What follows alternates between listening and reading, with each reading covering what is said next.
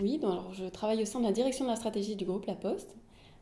C'est donc une direction de la stratégie corporate qui a pour, outre les missions traditionnelles d'élaboration des plans stratégiques, d'apporter des éclairages stratégiques sur des questions que pose le comité exécutif du groupe La Poste, souvent autour de problématiques d'acquisition, de développement, d'innovation. Donc je travaille au sein de cette direction de la stratégie dans une petite cellule qui s'appelle Prospective et Recherche, qui a pour mission d'apporter tout spécifiquement à la stratégie un éclairage sur les évolutions sociales et sociétales en France et à l'international.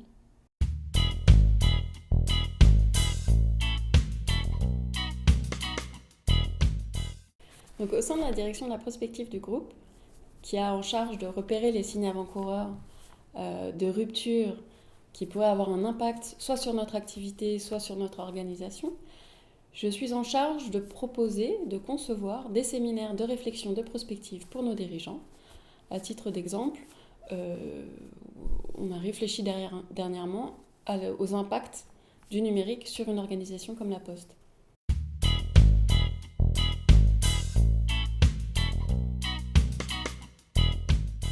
Alors pour pouvoir concevoir et proposer des séminaires, j'ai la majeure partie de mon temps de travail qui consiste en l'analyse de l'existant.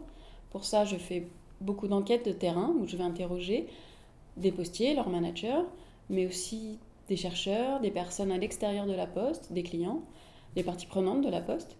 À ça, je lis la lecture, la synthèse de matières grises existantes sur des sujets, sur du management, sur de l'organisation. Puis je passe une grande partie suivante à concevoir et à proposer un séminaire pour pouvoir in fine l'exécuter correctement. Et parallèlement à ça, je suis sollicitée assez souvent par des directions extérieures à la direction de la stratégie, du type direction des ressources humaines, direction de l'innovation, lorsqu'ils ont des besoins ponctuels en compétences sociologiques.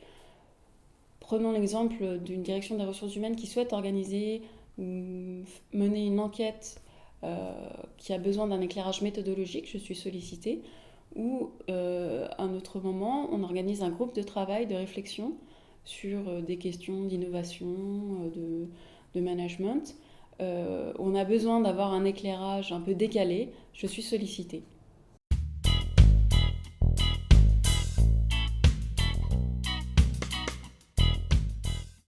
De façon assez naturelle, puisque j'étais en contrat CIFRE avec la Poste dans le cadre de mon doctorat en sociologie.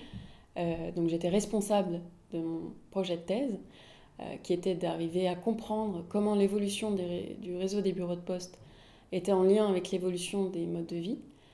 Et en intégrant la direction de la prospective du groupe, on me demandait finalement d'être responsable de projets plus globaux, à savoir comment l'évolution des rapports managériaux pouvait agir sur une organisation comme la Poste, ou alors comment les nouvelles dynamiques territoriales réinterrogeaient le lien entre le global et le local.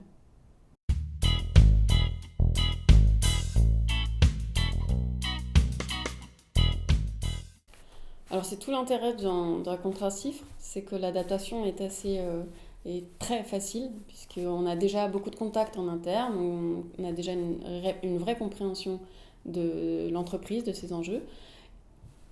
Et par ailleurs, on a également beaucoup de contacts avec l'extérieur, puisque dans le cadre d'une convention CIFRE, on est à 50% d'entreprise, 50% dans un laboratoire de recherche. Et finalement, c'est ce qu'on me demande dans mon travail au quotidien, c'est de continuer à être un lien entre mon entreprise et le monde de la recherche.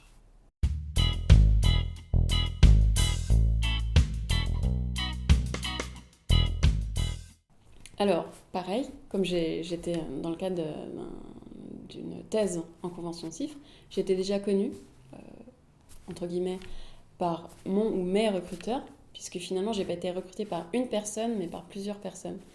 La première personne était la directrice de la recherche qui a suggéré mon profil au directeur de la stratégie, puisqu'elle me connaissait, c'est elle qui avait suivi mon travail en interne.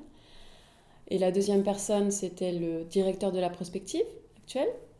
Et in fine, c'est quand même le directeur de la stratégie qui a choisi de me recruter. Et je pense qu'ils étaient assez d'accord, tous les trois, sur le fait que j'avais une personnalité assez particulière, que j'avais une façon d'analyser une réalité, d'avoir une analyse très critique et d'arriver à l'exprimer sans peur, avec des outils, avec une méthode, des arguments, et que finalement j'allais un petit peu en dehors de ce qui était demandé, entre guillemets, à des jeunes diplômés qu'on recrute à la Poste. Donc, je crois que ce qui a plu, ce qui en tout cas a été recherché, c'était ce profil non standard, capable d'avoir des idées un peu différentes, des idées habituelles dans l'entreprise, mais aussi capable de les exprimer.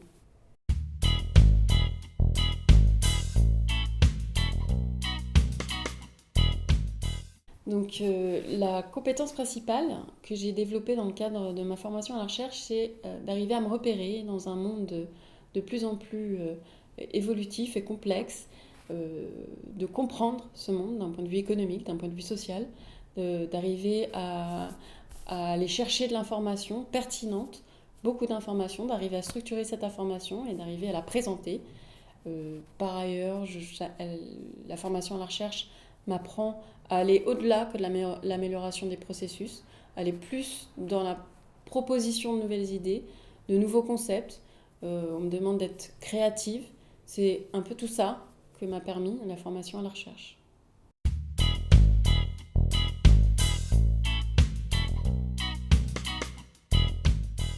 Alors, je ne sais pas si ce sont des homologues, je ne sais pas s'ils aimeraient être incarnés comme des homologues. En tout cas, je sais qu'il existe des sociologues dans d'autres grandes organisations, entreprises, type la SNCF, la EDF, CNAF, etc.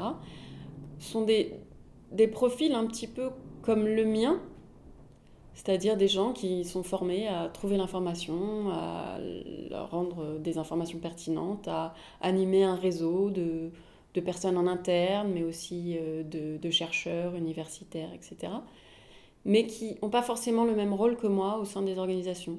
Soit ils sont chercheurs, producteurs de rapports de recherche, chercheurs, conférenciers, ou encore animateurs de la recherche. Ils utilisent leurs compétences de sociologue pour remplir cette mission d'éclairage de la société et des évolutions sociales.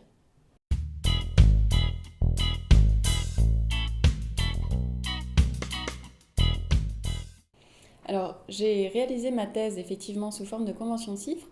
En revanche, ce n'est pas la Poste qui m'a recrutée, c'est moi qui ai recruté la Poste. C'est moi qui ai décidé de rejoindre ce groupe. J'étais très motivée par ces problématiques organisationnelles, par le job qui m'était proposé également. Et je pense que j'ai su mettre en avant le fait que je pouvais avoir des idées un peu novatrices, pouvoir faire avancer certains projets dans le groupe qui avaient besoin de profils non standards. Et aujourd'hui, si j'avais un conseil à donner à un docteur SHS qui vient du milieu académique, c'est d'avoir vraiment envie d'intégrer une entreprise et de faire valoir son originalité.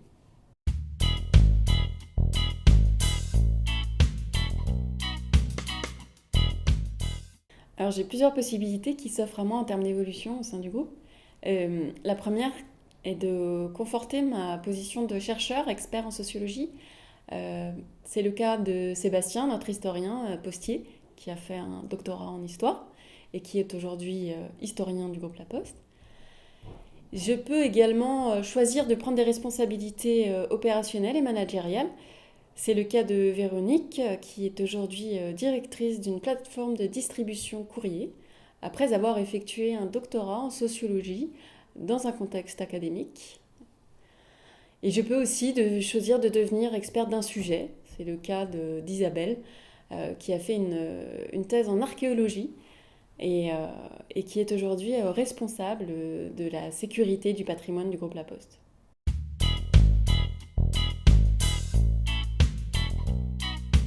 Merci à vous.